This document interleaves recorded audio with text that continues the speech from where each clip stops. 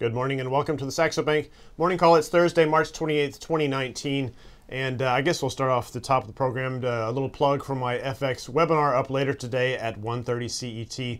Have a look at that if you're interested in looking at some longer term themes and a pretty long discussion about the current state of play in the FX market. But for now, we talked earlier this week about, do we face a risk up, risk melt up scenario, or are we talking about the market melting down again?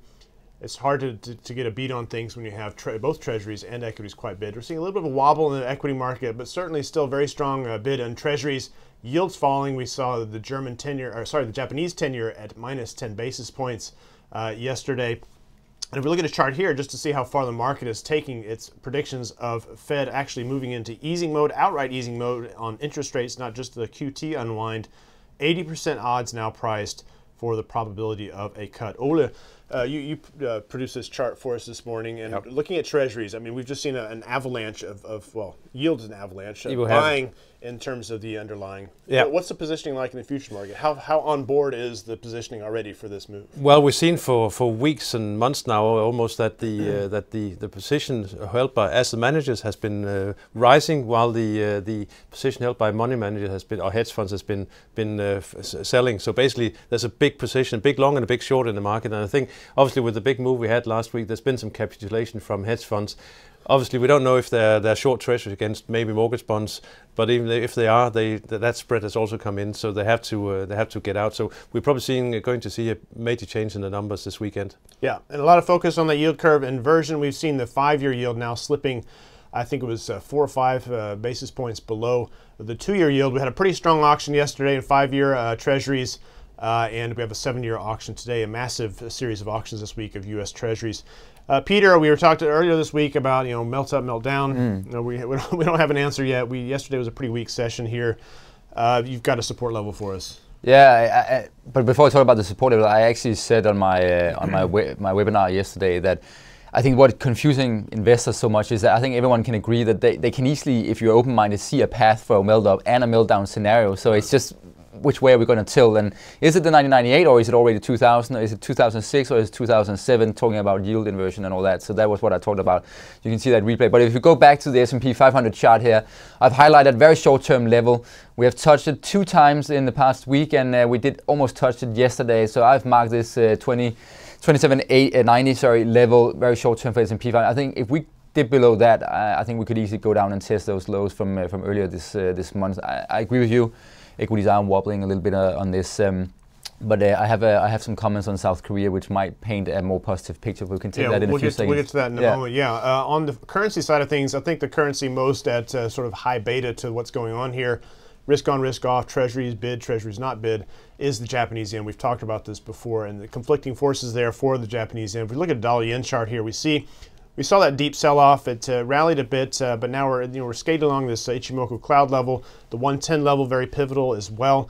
I think if we need for the yen to go stronger, we really need that combination of a weak risk appetite and maintaining the strong bid in treasuries. Until then, we just get this kind of vicious back and forth, if you will, and back and forth has been the lay of the land for many currencies anyway. And actually, John, they exactly said the same thing that goes for gold, because that's exactly the same thing we're looking at there. We need a weaker dollar, and we need the bond yields to stay stable, and then we need the stock markets to start to show a wobble again. Otherwise, the interest will be in the bond market. Right. Now, you have some hopeful, I guess, go to EM. Another factor for, I think, the Japanese yen is carry trades. I think these have been popular in Japan.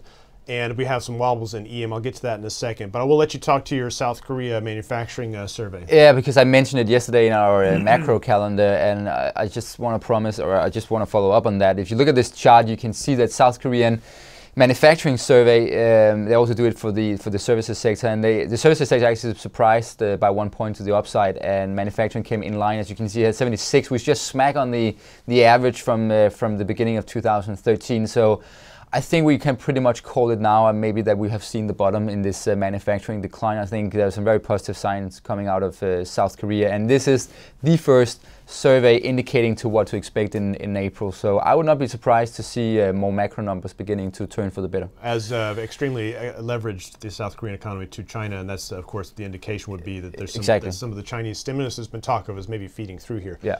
We can't avoid talking about the Turkish lira.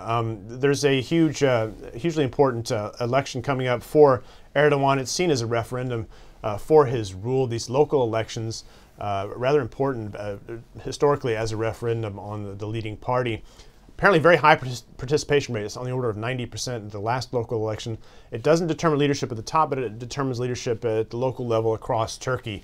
And ahead of the election, as we saw on that chart we briefly flashed there, is the forward implied volatility or yield, on rolling positions. And we've gotten to ridiculous levels of over 1,000%. I wrote 6% at the top of the slide. It's actually more like 3%. What it'll cost you to hold a position short the lira on the roll from the Friday to the Monday. So be aware of that. Trading lira is very costly here because of the pressure from authorities to discourage speculation in the lira ahead of that election. And I think the risk is for Erdogan that this is doing long-term damage to confidence in investors that want to look at investing in Turkey. And here actually is the chart with the correct headline showing the actual pricing, current pricing in the market. Whereas the Friday spot position is trading let's call it 547 midpoint, and the Monday position is trading midpoint around 564.5. So clearly a huge jump there that is going to be costly to maintain short lira positions into Monday. Now, Turkish equities, we wanted to get to that just for perspective. What does it mean? Currency-wise, we can see what's going on here. But in terms of equities, this has not been good news for Turkish equities. No, the stock market in Turkey is down 50% in euro terms from the peak in 2017, as you can see on this chart, and we're rolling over again. There was actually, there have been a couple of quarters with some positive capital inflows into Turkey. In general, it seemed like sort of the situation was changing, possibly getting a little bit more positive on Turkey, as you say, the carry trades, etc. And now we're rolling over in equities. And I think it's the key issue, and you can see that on the next slide here on the earnings picture. It is the currency volatility and inflation that is killing the business climate. So the blue line here is operating income since 2012 on the MSCI Turkish index. As you can see, it's just ramping high. It's just like seeing Argentina basically. And if you take the orange line, then you price it or you convert it into euro, and you're getting the true picture of what's going on the ground in Turkey. And basically, companies are not able to increase operating profits. And the green line is just for perspective. That's the developed world. So returns in foreign currency terms not impressing in any way. No, exactly. It's not a very attractive country to be investing in, and I think the risk is too massive. If you want to play Turkey, I think the best way is probably to do it via the currency if you don't have that big overnight cost. But yeah. Right. All right. Oil prices. I think we're also caught in the middle here. Are we looking for a global demand recession or global growth slowdown? Just nothing's going on. What's the big question here? We've now been hovering around $60 for the past 6 days, as you can see in the chart here. It's quite a pivotal area. It's a psychological barrier as well. Yesterday we did see a pickup in crude oil stocks in the US, but that's primarily due to just on the left hand side you can see refinery demand showed a surprising drop off. There's been a big refinery fire in the Houston area, which has led to refinery activity slowing down, but also the Houston shipping canal. You know more about this area than Midjan has been closed for a few days now. So a lot of export and import is not taking place right now. The largest port. This is the largest port in the United States. So yeah, that's a big deal. It's a very big deal. So we can't read too much into that numbers, but overall, you're absolutely right. The fundamentals are positive. Supply is being cut, but overall, if you're a macroeconomic trader, you also still worry about the outlook for global growth, and that's probably the reason why the market has not taken off further. And what do you have here on this next slide? You're talking about the price needed for these shale producers, I guess, to continue to grow production. Yeah, the Dallas Fed release a report every month where they basically ask most of these oil executives where they need oil prices in order to stay profitable. And this is the latest survey which came out yesterday. And as you can see, it basically shows that the US producers, in order to be profitable from drilling a new well, they need oil above, say, $51. So at this stage, we are in the clear by almost $10. And that basically means that any signs of a slowdown in US shale oil growth is probably not coming as long as we see prices at these levels. Okay. And finally, one of the biggest movers in the commodity space has been Palladium, and we finally got something, a huge sell-off after this incredible. Yeah, it's once again just talking about the market where liquidity is tight, and it's very well when momentum is in your favor. But as you can see on the chart here, we run into some profit taking here. You can see that it's not a lot considering the huge move we had up, but at this stage we could drop all the way down to 13.16, and it will still only be a weak correction in a strong uptrend. But the growth concerns is starting to play its part. But I think overall it's just really just speculators who's been piling in, and they now need to address the position because the technical outlook has deteriorated so much. Yeah, and as a technician, just the size of that bar, overwhelming the size of any previous bar, is in the price action looks pretty scary in momentum terms. Yeah. I haven't talked about Brexit today. I don't have anything on my calendar except for this April 12th deadline of Brexit. Basically, all of these indicative votes failing in Parliament yesterday were absolutely none the wiser on where this Brexit process heads next. There apparently are still some ERG, Tory hardline Brexiter votes that are not willing to go with May's deal, even though some key votes are, and then the Northern Irish DUP not willing to go there as well. So it's all open in terms of what happens next. We may hold a vote on May's deal ahead of the weekend, unless it's very clear that it will fail. And we still don't know what the next process is. But it looks like, judging from the fact that everybody wants to avoid the no-deal cliff edge, that we'll see some sort of longer delay scenario. I don't think that's necessarily good for sterling. We're seeing it starting to wear on sterling today. And I would guess that is a risk that we see a sort of some erosion in the sterling price action if it appears increasingly likely that May's deal doesn't provide that immediate clarity. But on the calendar for today, not a whole lot going on. We have the flash CPI out of Germany, and I think we're expecting fireworks there.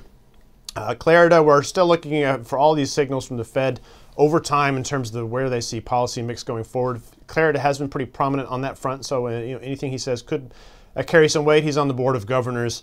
And then we have a Mexican central bank decision. Could be interesting there in light of the big reversal in a lot of emerging market trades. They're heading weaker. I think that's a very interesting signal, risk appetite-wise as well. But do we expect Clarida to comment on the yield inversion? Because you had Kaplan out yesterday talking about the yield inversion. So I think the Fed is very much on the ball, I think, trying to talk to the market about where I don't know going. the context of his appearance today, but obviously any comments he comes with will be observed. And then we have, to round out the week, the PCE inflation data tomorrow. Again, not expecting fireworks there. And the market, the question I think is how going forward, how do the numbers shape up, and how justified is this very aggressive market's move towards the pricing in Fed easing increasingly as we go forward. That's it for today. We'll round out the week tomorrow with Friday's version of the Saxo Bank Morning Call. Thanks for joining.